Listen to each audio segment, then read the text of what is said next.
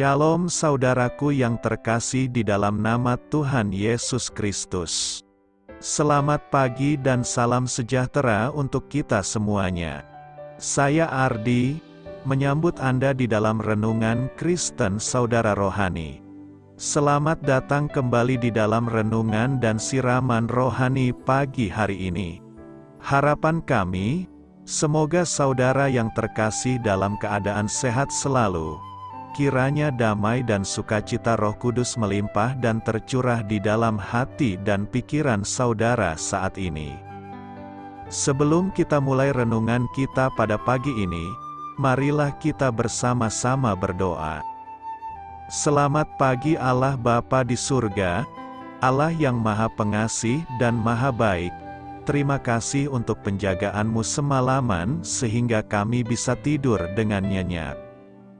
Terima kasih untuk pagi hari yang indah, yang Tuhan sediakan untuk kami. Tuhan, pada hari ini, kami anak-anak-Mu akan melakukan berbagai aktivitas. Kami akan bekerja, dan menjalankan tanggung jawab kami, kiranya Kau yang mampukan. Kami serahkan seluruh rencana dan agenda hari ini ke dalam tangan Tuhan. Biar Tuhan yang berkarya dan biarkan semua rencana sesuai dengan kehendak-Mu ya Tuhan Yesus yang baik. Ampuni dosa dan kesalahan kami Tuhan. Jadikan kami pribadi yang lebih baik setiap harinya. Terima kasih karena telah membolehkanku untuk kembali menghirup udara segar di pagi hari ini. Menikmati seluruh anugerah yang telah Engkau berikan kepadaku. Itu semua karena kebaikan dan curahan kasih yang nyata dari Engkau di kehidupanku. Haleluya! Dalam nama Tuhan Yesus, aku sudah berdoa. Amin. Sahabat saudara rohani, pembacaan ayat emas Alkitab renungan kita hari ini terambil dari kitab Filipi 2 ayat 1 sampai dengan ayat 8. Jadi karena dalam Kristus ada nasihat, ada penghiburan kasih, ada persekutuan roh, ada kasih mesra dan belas kasihan. Karena itu sempurnakanlah sukacitaku dengan ini. Hendaklah kamu sehati sepikir, dalam satu kasih, satu jiwa, satu tujuan, dengan tidak mencari kepentingan sendiri atau puji-pujian yang sia-sia. Sebaliknya hendaklah dengan rendah hati yang seorang menganggap yang lain lebih utama daripada dirinya sendiri dan janganlah tiap-tiap orang hanya memperhatikan kepentingannya sendiri, tetapi kepentingan orang lain juga. Hendaklah kamu dalam hidupmu bersama, menaruh pikiran dan perasaan yang terdapat juga dalam Kristus Yesus, yang walaupun dalam rupa Allah, tidak menganggap kesetaraan dengan Allah itu sebagai milik yang harus dipertahankan, melainkan telah mengosongkan dirinya sendiri, dan mengambil rupa seorang hamba, dan menjadi sama dengan manusia. Dan dalam keadaan sebagai manusia, Ia telah merendahkan dirinya dan taat sampai mati, bahkan sampai mati di kayu salib.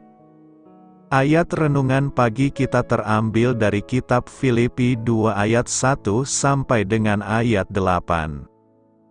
Inti dari ayat emas renungan kita adalah, Yesus telah mengosongkan dirinya sendiri, dan mengambil rupa seorang hamba, dan menjadi sama dengan manusia. Mari kita mulai renungan pagi kita.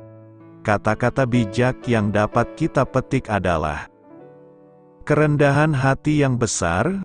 Renungan kita pada hari ini ditulis dan disusun oleh Jennifer Benson School. Mari kita mulai kisah inspiratif. Sehabis pertandingan, seorang bintang basket perguruan tinggi tetap tinggal untuk membantu para pekerja mengumpulkan sampah gelas dan bungkus makanan. Ketika seorang penggemar mengunggah video aksinya, rekaman itu pun ditonton oleh lebih dari 80.000 orang. Ada yang berkomentar, Pemuda itu, salah satu pria paling rendah hati yang pernah saya temui. Sebenarnya mudah saja bagi pemain basket itu untuk pergi bersama rekan-rekannya dan merayakan kemenangan mereka. Namun, dengan sukarela ia memberikan waktunya untuk melakukan sesuatu yang sering kali terabaikan. Semangat kerendahan hati yang terbesar tampak dalam diri Yesus, yang meninggalkan kedudukannya yang mulia di surga untuk mengambil rupa sebagai hamba di muka bumi. Yesus tidak harus melakukannya, tetapi dia merendahkan dirinya dengan penuh kerelaan. Di dunia, dia melayani dengan mengajar, menyembuhkan, dan mengasihi semua orang serta mati dan bangkit untuk menyelamatkan mereka. Meski teladan Kristus dapat menggugah kita untuk melakukan pekerjaan seperti menyapu lantai, memperbaiki barang rusak, atau menyiapkan makanan, dampak terbesarnya terjadi ketika hal itu mempengaruhi sikap kita terhadap orang lain. Kerendahan hati yang sejati adalah suatu kualitas batin yang tidak hanya mengubah tindakan kita, tetapi juga prioritas kita. Kerendahan hati sepatutnya mendorong kita untuk menganggap yang lain lebih utama daripada diri kita sendiri. Penulis dan pengkhotbah Andrew Murray pernah berkata, "Kerendahan hati adalah bukti dan buah yang indah dari kekudusan." Kiranya hidup kita memancarkan keindahan tersebut ketika kita mencerminkan hati Kristus dengan kuasa Roh-Nya. Marilah kita renungkan di dalam hati kita, bagaimana kerendahan hati Yesus berdampak bagi Anda. Dalam bidang hidup apa Anda tergoda untuk meninggikan diri? Hal ini patut kamu ketahui. Filipi 2 ayat 5-11 menggambarkan apa yang dilepaskan Yesus dengan datang ke dunia sebagai manusia. Dan selama berabad-abad rangkaian ayat ini telah menimbulkan banyak perdebatan. Ayat 6 menegaskan bahwa sebelum inkarnasinya, Kristus setara dengan Allah dalam segala hal. Namun, saat datang ke dunia, Dia mengosongkan dirinya sendiri, atau membuat dirinya tidak memiliki apa-apa.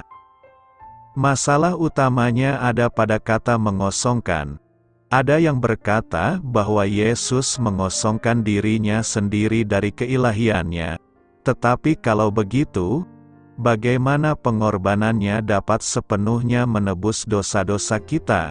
Mungkin pandangan yang paling dapat diterima adalah bahwa Yesus tetap mempertahankan keilahian dan seluruh sifatnya, tetapi mengesampingkan hak untuk menggunakannya demi kepentingan dirinya sendiri. Sebaliknya, Dia justru berserah kepada kehendak dan tujuan Bapanya. Firman itu telah menjadi manusia. Hari ini kita memasuki hari raya Natal kedua kelahiran Yesus di dunia ini. Tema kita hari adalah, Firman itu telah menjadi manusia. Bahasa Yunani untuk firman adalah logos yang berarti kata, word. Kata itu berarti perkataan, pikiran, konsep, dan ungkapan. Pada dasarnya, kata ini mengacu kepada suatu komunikasi yang unik.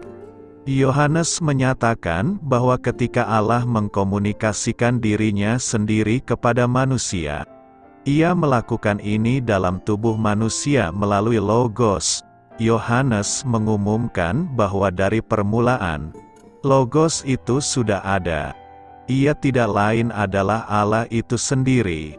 Bukan hanya membawa firman itu, namun bersamanya di dalam pribadinya sendiri, hidup dan keberadaannya sendiri. Akhirnya Logos itu adalah Allah yang kekal. Tidak pernah ada waktu di mana Logos itu tidak sepenuhnya Allah. Ada beberapa hal yang kita pelajari dari perikop khotbah Natal 2 ini, yakni: pertama, Allah menjadi manusia. Yohanes dalam pimpinan Roh Kudus menuliskan, pada mulanya adalah Firman, Firman itu bersama-sama dengan Allah dan Firman itu adalah Allah.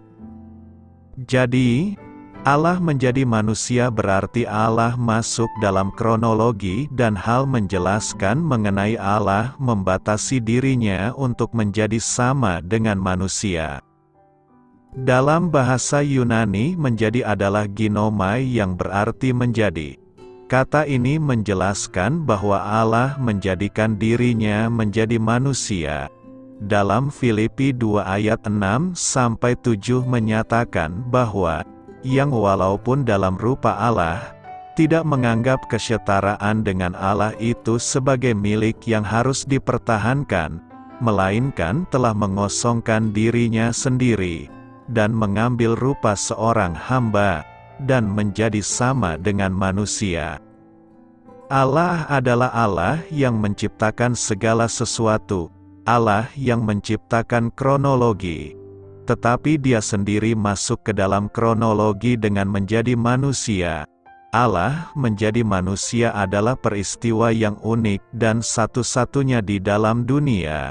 Berbicara mengenai penciptaan, ada 4 metode penciptaan, antara lain. Pertama, tanpa manusia yakni laki-laki dan perempuan Allah menciptakan Adam manusia pertama.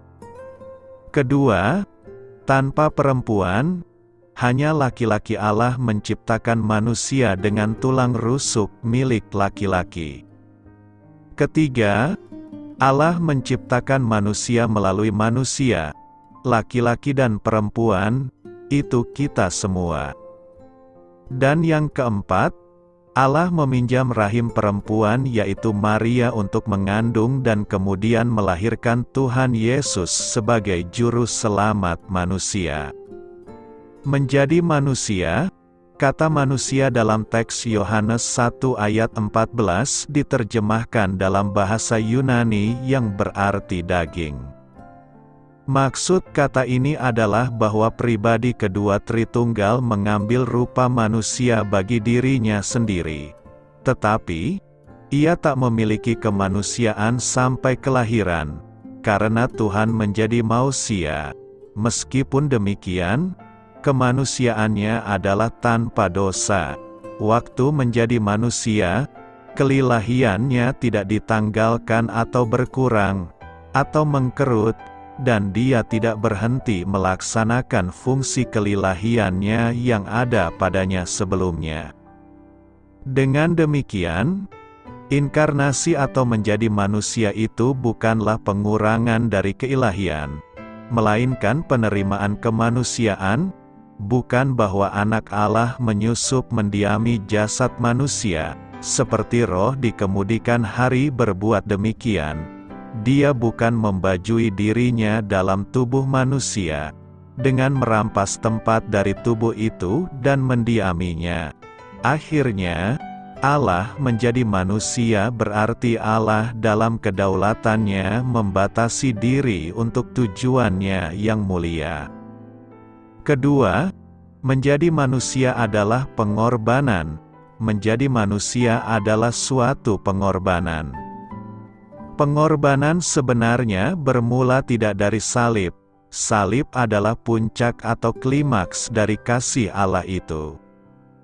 Tetapi permulaannya adalah Allah dalam kedaulatannya rela mengosongkan dirinya untuk datang ke dunia dengan cara mengosongkan diri, yaitu dengan mengambil rupa sebagai seorang hamba. Dalam inkarnasi sebagai Kristus, Dia lahir di kandang binatang, diasuh oleh Maria dan Yusuf seperti seorang yang tidak bisa berbuat apa-apa dan harus mati di atas kayu salib.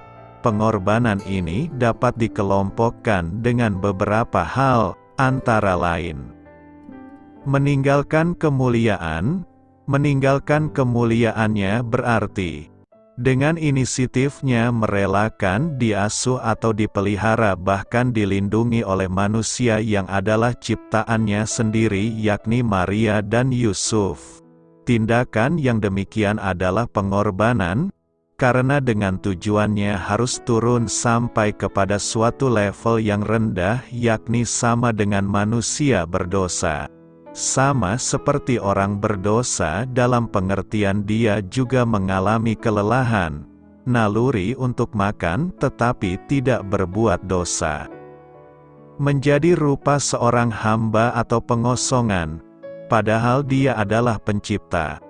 Pernyataan pengosongan diri Kristus atau kenosis telah dibicarakan di sepanjang sejarah gereja. Kenosis adalah suatu nasihat untuk merendahkan diri, menuruti teladan Kristus yang telah meninggalkan kemuliaan untuk menderita di kayu salib. Tidak seorang pun memaksakan Tuhan Yesus turun ke dalam dunia dan akhirnya mati di kayu salib selaku penanggung dosa. Menjadi rupa seorang hamba nyata dalam pribadi Tuhan Yesus saat membasuh kaki murid-muridnya. Membasuh kaki orang pada waktu itu adalah tugas seorang budak, tetapi Tuhan Yesus melakukannya.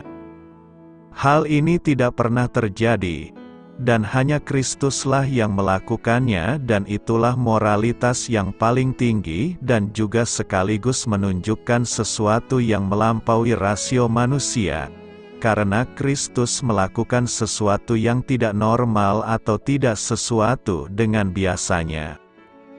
Membatasi dirinya dan menjadi manusia sehingga turut merasakan apa yang dirasakan manusia. Yang tidak terbatas menjadi terbatas, yang tidak kelihatan menjadi kelihatan, yang transenden menjadi imanen, yang jauh menjadi dekat, yang melampaui pencapaian pikiran manusia menjadi dapat dilihat. Firman itu telah menjadi manusia, ia menjadi apa yang sebelumnya bukan. Ia tidak kehilangan esensinya sebagai Allah, namun ia menjadi manusia. Ketiga, dampak menjadi manusia, meruntuhkan tembok pemisah antara manusia dengan Allah. Dalam PL para imam adalah perantara antara umat dan Allahnya yang berkuasa. Fungsi utamanya adalah membawakan korban-korban, dengan tugas tambahan mengajarkan hukum Taurat. Tetapi, peristiwa tabut Allah yang terbelah pada saat Yesus Kristus menghembuskan nafas dan menyatakan bahwa sudah selesai sebagai simbol bahwa antara manusia dengan Allah sudah diperdamaikan. Akses untuk datang kepada Allah tidak harus melalui manusia, dengan segala korban bakaran tetapi melalui Tuhan Yesus Kristus. Dengan demikian pengorbanan Kristus, siapa saja dapat datang kepada Allah harus melalui imam. Jadi, tidak benar jika seorang menjadikan dirinya seolah-olah Allah dan beranggapan bahwa dia benar dan orang yang datang kepadanya itulah yang berkenan di hadapan Allah.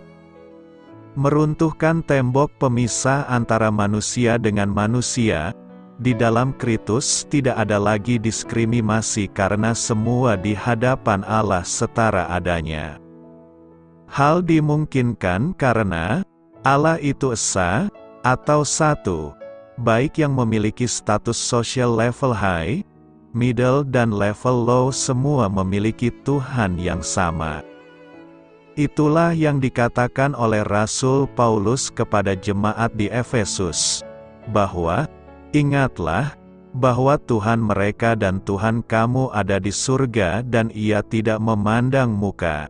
Selaras dengan itu pernyataan yang sama juga dinyatakan kepada jemaat di Filipi bahwa, hendaklah kamu dalam hidupmu bersama, menaruh pikiran dan perasaan yang terdapat juga dalam Kristus Yesus.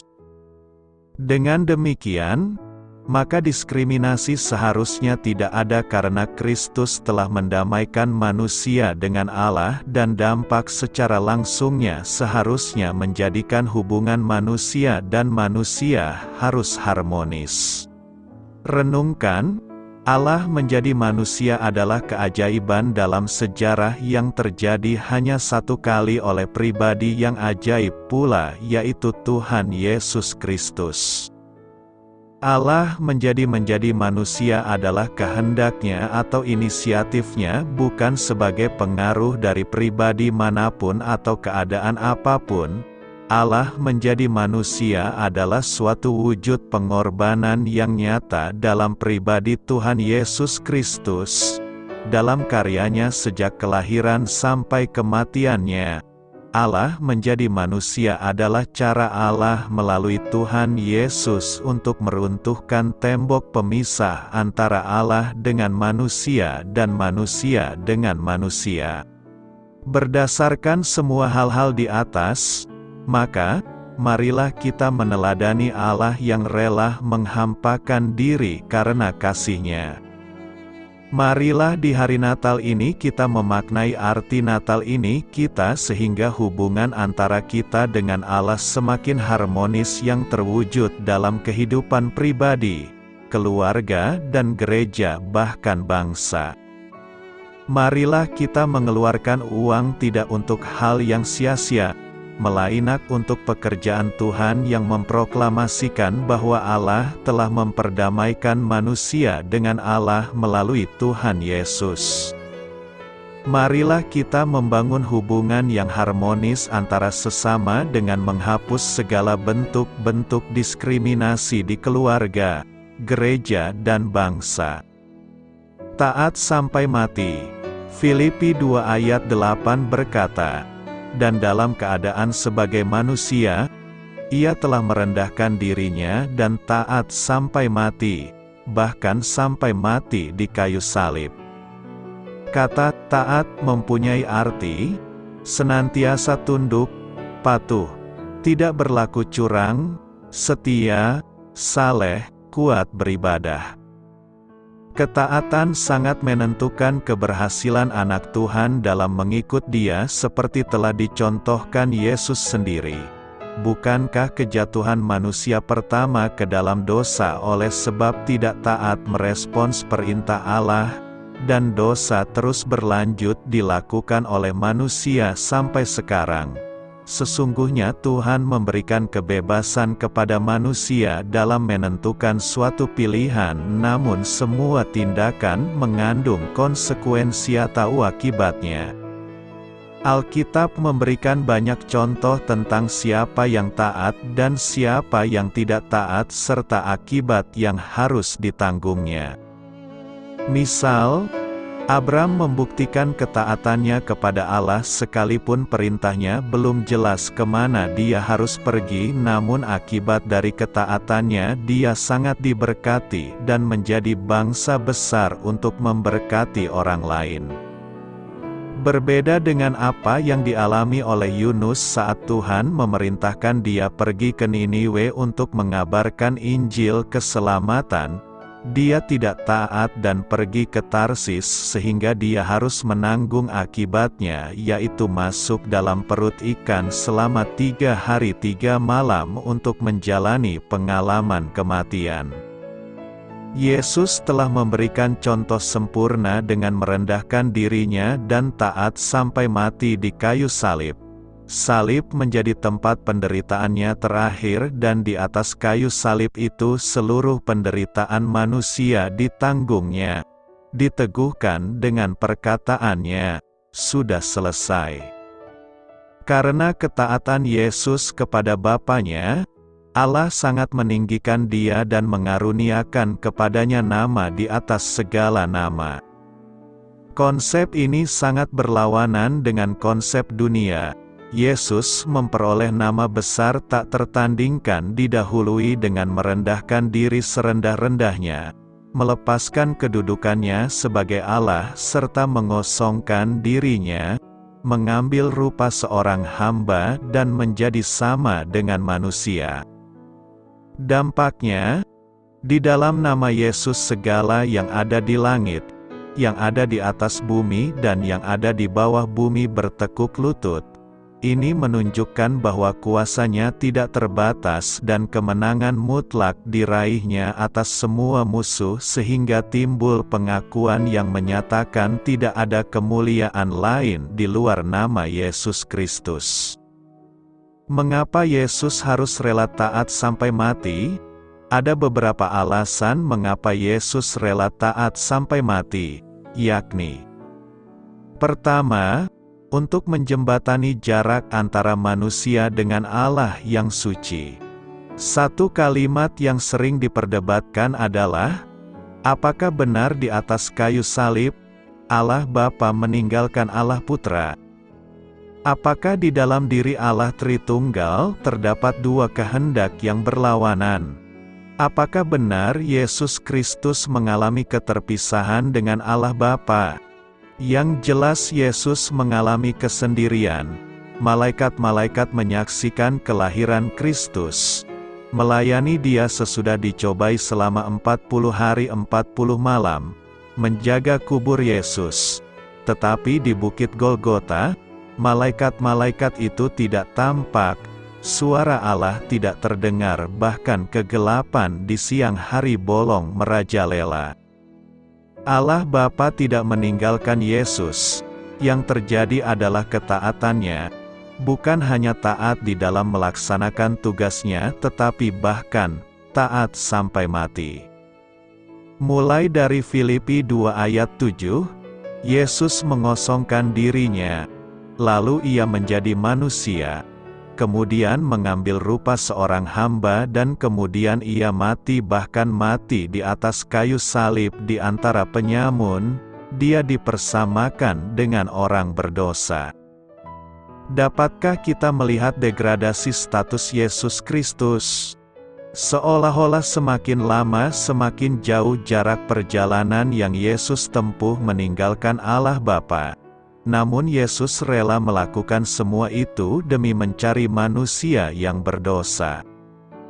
Jarak itu semakin jauh ketika manusia menolak Tuhan Yesus. Ketaatan Yesus untuk mati di kayu salib menjadi jembatan yang mengatasi jarak antara manusia berdosa dengan Allah yang suci. Yesus Kristus telah memberitahukan kepada kita bahwa perjalanannya dari sorga untuk mencari orang berdosa telah sampai pada titik paling bawah, paling hina, dan paling dalam yang tidak akan bisa dilakukan oleh siapapun juga. Kedua, untuk menggenapi tuntutan akibat dosa. Mengapa Yesus Kristus harus rela taat sampai mati? Sejak kita masih anak-anak, bahkan sebelum bisa membaca dan mengenal hukum yang tertulis, Allah sudah menaruh di dalam hati kita naluri keadilan. Karena itulah pada diri Allah yang juga menuntut keadilan. Ini dasar pemikiran yang penting. Sampai di sini tidakkah kita sadar dan memiliki perasaan bahwa setiap dosa dan pelanggaran menuntut nilai keadilan di dalamnya? Adakah dosa atau pelanggaran tanpa konsekuensi keadilan di dalamnya? Untuk keadilan itulah Allah Bapa mengizinkan Yesus ke atas kayu salib, supaya genaplah tuntutan keadilan karena setiap pelanggaran yang telah kita lakukan. Yesus dipaku di atas kayu salib bukan karena kuasa Herodes atau Pilatus atau bahkan imam besar. Semuanya itu terjadi karena penghakiman Allah. Di dalam Yesaya 53 ayat 10 dengan sangat jelas disebutkan bahwa Allah Bapa telah menetapkan untuk meremukkan Dia. Ini mungkin menjadi kalimat yang tidak pernah kita mengerti seutuhnya. Bapa menetapkan untuk menghakimi anak. Siapakah yang tega melakukannya? Hanya satu hal yang memungkinkan hal itu terjadi. Karena sifat dan karakter hukum dalam diri Allah yang suci dan itu bertentangan dengan dosa manusia yang jahat dan melukai hati Tuhan. Ini merupakan pengadilan yang berat. Tanpa Yesus taat sampai mati, Bahkan sampai mati di kayu salib rasanya tidak pernah akan ada pengampunan karena dosa dan kesalahan manusia. Itu sebabnya ketika Yesus berseru, "Sudah genap," ini merupakan ekspresi kemenangan besar dan kekuasaan besar karena sekarang tidak ada lagi tuntutan atas dosa manusia yang belum terbayarkan. Semuanya sudah tuntas dan sempurna. Yesus Kristus tidak perlu naik ke kayu salib lagi. Satu kali untuk selama-lamanya khasiat kayu salib terus dapat kita rasakan. Ketiga, untuk menjamin dalam kemuliaan. Tanpa kematian tidak akan ada kemuliaan.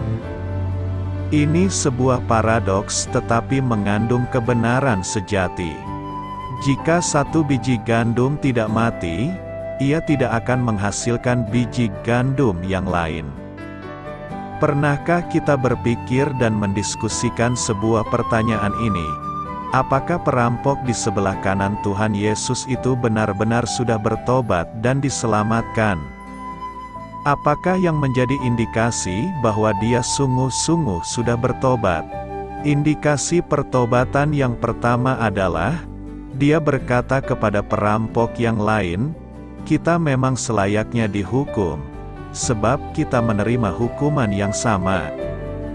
Tetapi orang ini tidak berbuat sesuatu yang salah.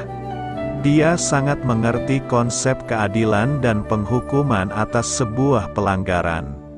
Dia berkata kepada Yesus, "Ingatlah akan aku, apabila engkau datang sebagai Raja."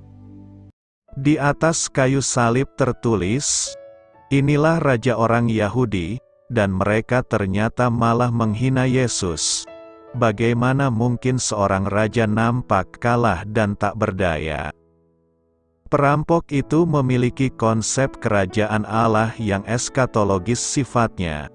Imannya jauh melangkah sampai kedatangan Yesus yang kedua kalinya. Itulah sebabnya Yesus berkata, "Hari ini juga engkau akan ada bersama dengan aku di dalam Firdaus." Melalui ketaatannya sampai mati, bahkan sampai mati di kayu salib, Yesus sedang menapaki jalan menuju kepada kemuliaan yang kekal. Karena itu, marilah kita belajar taat hingga mati seperti Yesus agar kita mendapatkan kemuliaan bersamanya. Bagaimana caranya memiliki pikiran Kristus? Mari kita jawab. Di dalam 1 Korintus 2 ayat 16, Paulus mengutip Yesaya 40 ayat 13 dan membuat pernyataan mengenai semua orang percaya. Kami memiliki pikiran Kristus. Memiliki pikiran Kristus berarti turut memegang rencana, tujuan, dan sudut pandang Kristus. Dan ialah sesuatu yang dimiliki oleh setiap orang percaya.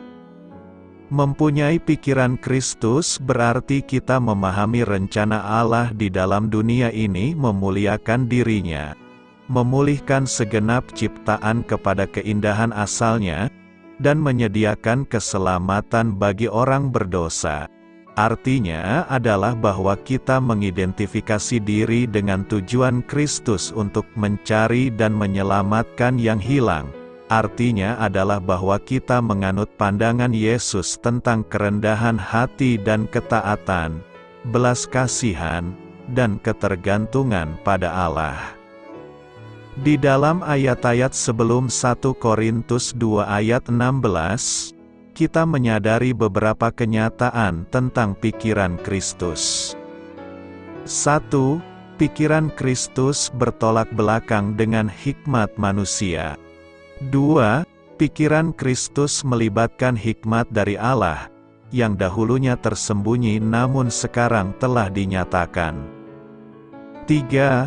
Pikiran Kristus ini diberikan kepada orang percaya melalui Roh Allah. 4. Pikiran Kristus tidak dapat dipahami oleh mereka yang tidak mempunyai Roh. 5. Pikiran Kristus memberi orang percaya ketajaman dan kecerdasan dalam hal rohani. Supaya kita dapat memiliki pikiran Kristus, langkah pertama adalah memiliki iman yang menyelamatkan pada Kristus. Setelah diselamatkan, kehidupan seorang percaya dipengaruhi oleh Allah. Roh Kudus mendiami dan menerangi orang percaya, dan memberinya hikmat, pikiran Kristus. Orang percaya mempunyai kewajiban untuk mengikuti arahan Roh Kudus, tunduk kepada kuasa perubahan roh, serta memperbarui pola pikirnya. Menaruh pikiran dan perasaan seperti Yesus. Filipi 2 ayat 5 berkata, "Hendaklah kamu dalam hidupmu bersama, menaruh pikiran dan perasaan yang terdapat juga dalam Kristus Yesus." Menyamakan pikiran dan perasaan kita dengan Yesus adalah salah satu tujuan hidup kita. Kita harus berjuang untuk menjadi serupa dengan Yesus.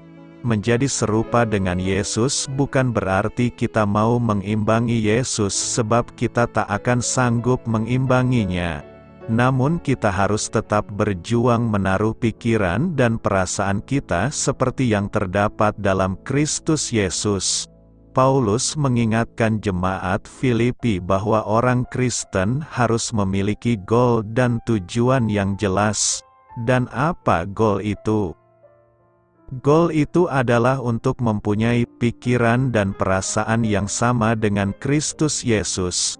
Biarlah setiap orang Kristen memiliki pikiran yang sama dengan Yesus.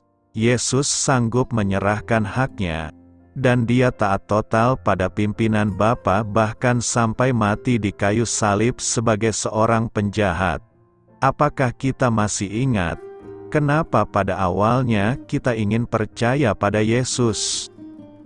Apakah kita tertarik pada suatu visi yang indah, yang membuat kita rindu dan mencari suatu hidup yang mengasihi Allah dan manusia? Setelah banyak tahun berlalu, apakah kita masih termotivasi dengan sentuhan kasih sayang yang membuat Anda punya kekuatan untuk mengalahkan semua kesukaran yang ada di depan kita? Atau kita telah melupakan akan semuanya itu? Visi indah itu sudah menghilang seperti embun di pagi hari. Mungkin kita tidak berpendidikan tinggi, tidak pernah melewati pelatihan teologi, tidak mempunyai karunia spiritual, dan mungkin juga miskin, tapi semuanya itu tidaklah penting. Yang penting adalah kita harus memiliki visi spiritual. Hal ini adalah suatu keharusan. Tanpa visi spiritual, maka kita bukan siapa-siapa. Jika kita mempunyai visi spiritual, kita tidak akan kekurangan. Karena hal itu akan memotivasi kita untuk mengatasi semua kesukaran dan hambatan yang ada. Bagaimana mempunyai pikiran yang sama dengan yang ada di dalam Kristus Yesus? Pertama, kita harus hidup di dalam Kristus dan bersatu dengannya. Jika tidak hidup dan menyatu di dalam Kristus, kita tidak akan memiliki hati yang sama dengannya. Apakah hal hidup di dalam Kristus ini terdengar misterius? Kristus sudah diangkat Bapa Allah ke surga dan sekarang berada di samping kanan Allah. Tapi kita masih berada di bumi. Bagaimana kita bisa hidup di dalam Kristus? Bagaimana kita bisa hidup di dalam Kristus setiap hari? Bagaimana kita tahu bahwa kita tidak sedang hidup di dalam Kristus? Untuk memiliki hati Kristus, kita harus tinggal di dalam Dia, bersatu dengan Dia, merenungkan kata-katanya, memahaminya dan melakukannya.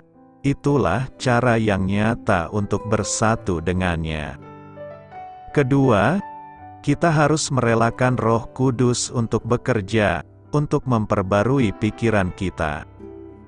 Hal ini ditulis di Filipi 2 ayat 1. Jadi karena dalam Kristus ada nasihat, ada penghiburan kasih, ada persekutuan roh, ada kasih mesra dan belas kasihan. Di Yeremia 13 ayat 23, dikatakan, macan tutul tidak dapat mengubah belangnya.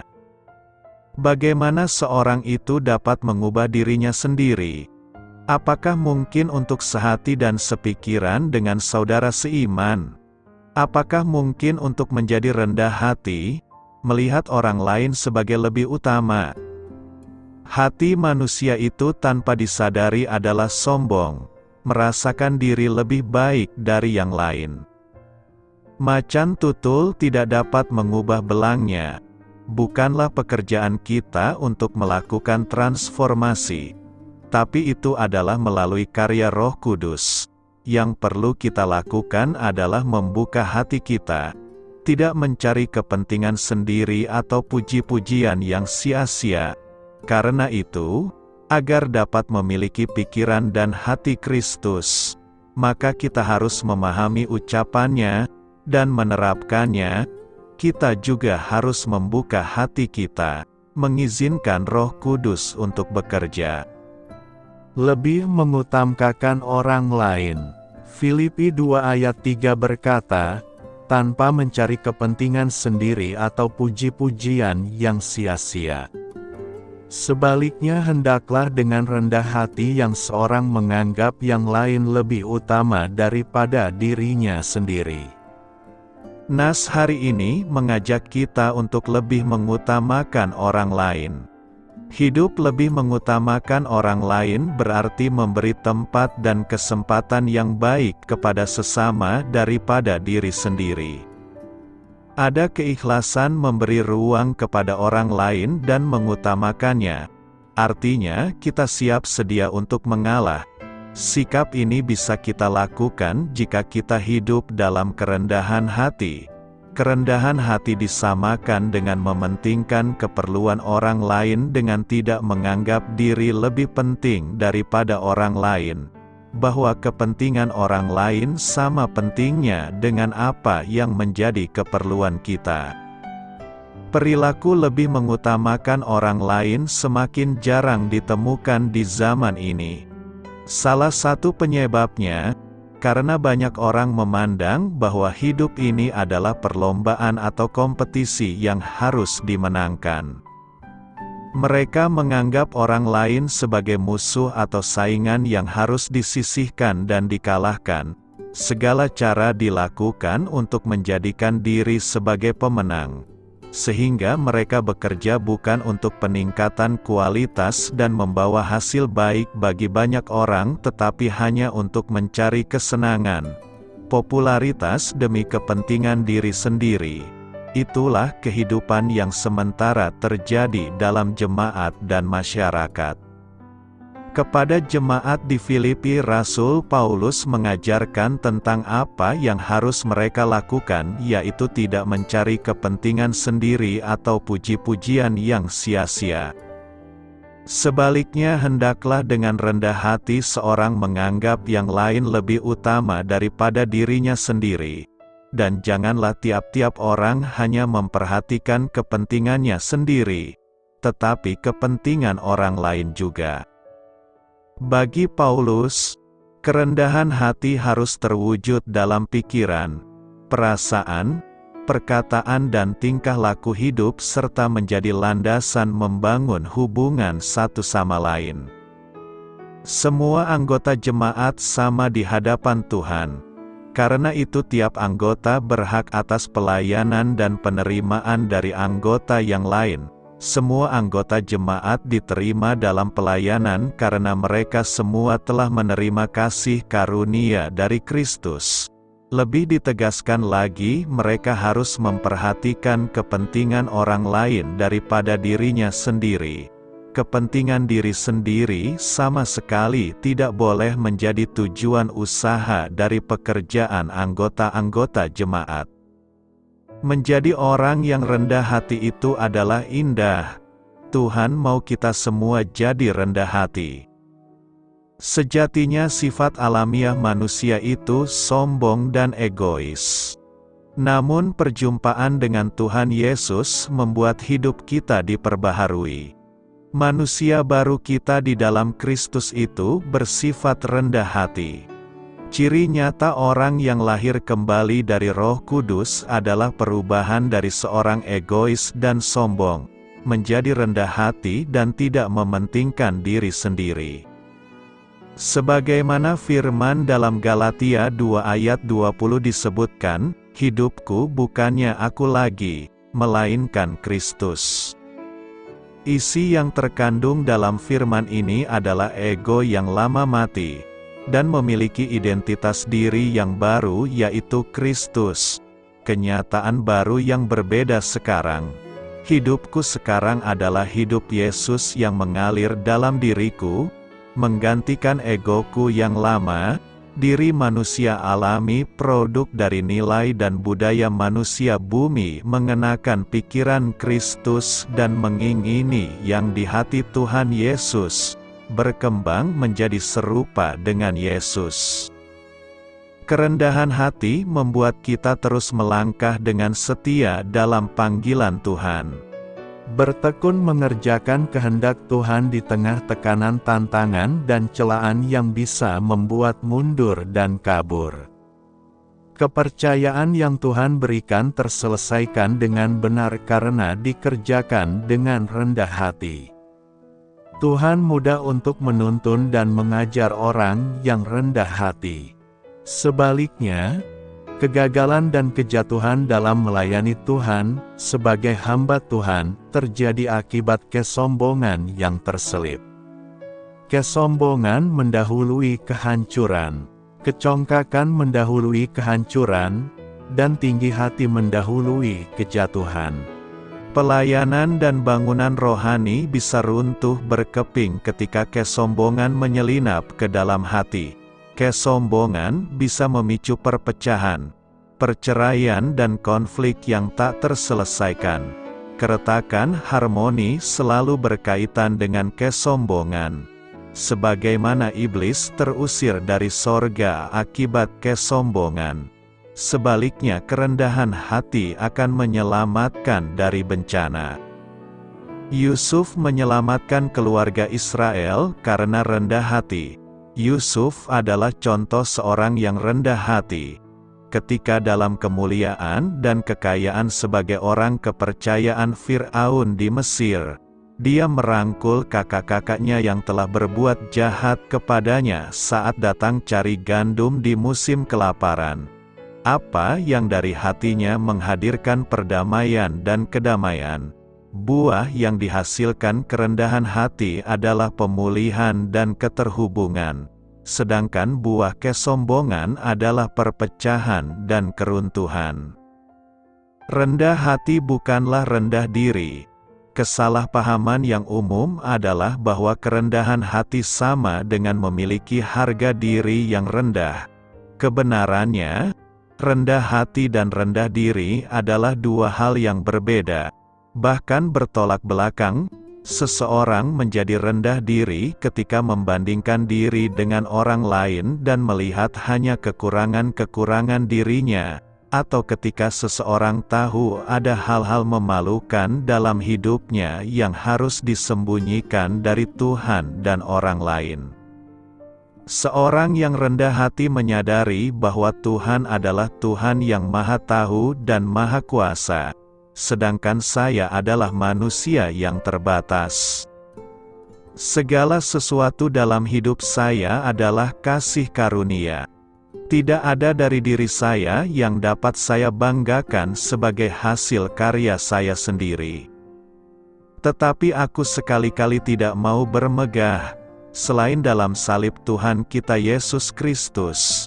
Sebab olehnya dunia telah disalibkan bagiku dan aku bagi dunia. Orang yang rendah hati menyadari kelemahan, kekurangan, keterbatasan dan kerentanan dalam hidupnya, sehingga membuatnya hidup bergantung kepada Tuhan dan bukan pada kekuatannya sendiri. Orang yang rendah hati menyadari keterbatasan pengetahuannya, oleh sebab itu ia bergantung kepada Tuhan, dan Tuhan senang menuntun dan menyatakan kehendaknya kepada orang yang rendah hati. Firman Tuhan saat ini mengingatkan kita sebagai keluarga Kristen agar tidak memandang hidup ini sebagai suatu perlombaan atau kompetisi yang saling mengalahkan. Hidup ini adalah kesempatan yang Tuhan berikan kepada kita untuk dijalani bersama supaya menjadi berkat bagi orang lain. Sesama kita manusia juga diberi berkat dan kesempatan oleh Tuhan, yang diciptakan, dikasihi dan diselamatkannya. Itulah sebabnya ada ungkapan bijak yang berkata, "Jika kamu mau menjadi orang besar, besarkanlah dulu orang lain." Makna dari ungkapan ini yaitu ketika kita berusaha untuk berhasil atau menjadi orang besar tidak harus mengecilkan orang lain. Karena itu, mari bangun pewujudan rendah hati itu termanifestasi jadi karakter baru kita.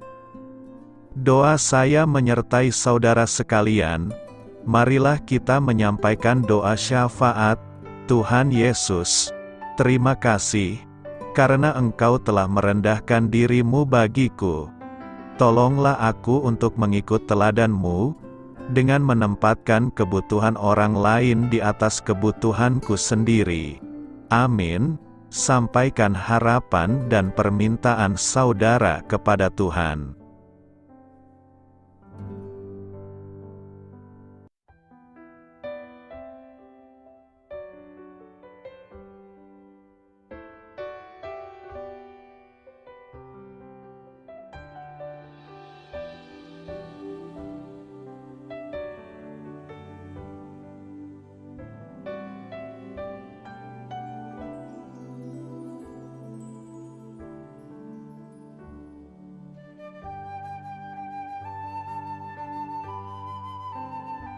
Marilah kita renungkan sahabat saudara rohani. Demikianlah renungan firman Tuhan pagi hari ini. Semoga menjadi berkat dalam hidup kita. Dan sebelum kita memulai segala aktivitas kita pagi hari ini, marilah kita berdoa. Selamat pagi Bapa, malam hari telah berganti pagi. Kehidupan baru telah Engkau berikan kembali bagi kami. Bapa Surgawi, tolonglah aku menyadari kebutuhan orang lain, supaya aku dapat membagikan apa yang telah Engkau berikan kepadaku. Pada saat aku membutuhkan, berilah aku keyakinan bahwa Engkau akan mencukupkanku, melalui orang-orang yang mengasihi-Mu, bukan karena kami pantas atau layak, namun karena kasih karunia-Mu kami boleh ada, sebagaimana kami ada di pagi hari ini. Terima kasih Tuhan, atas kesempatan baru yang telah Tuhan berikan kepada kami, untuk bisa memperbaiki diri agar kami bisa lebih layak di hadapan-Mu. Hari ini kami serahkan semua perkara dan kesulitan yang akan kami lalui ke dalam tangan-Mu. Biarkanlah kami bisa memuliakan-Mu dalam segala aktivitas yang akan kami lakukan. Amin. Biarlah firman Tuhan menjadi pengingat untuk kita semua, bahwa tuntunan dari Roh Kudus akan selalu memberi jalan keluar bagi setiap permasalahan hidup kita, dan memberi kedamaian di hati kita. Sampai jumpa di renungan pagi saudara rohani berikutnya. Kiranya Tuhan selalu memberkati saudara semua hari ini. Amin. Shalom.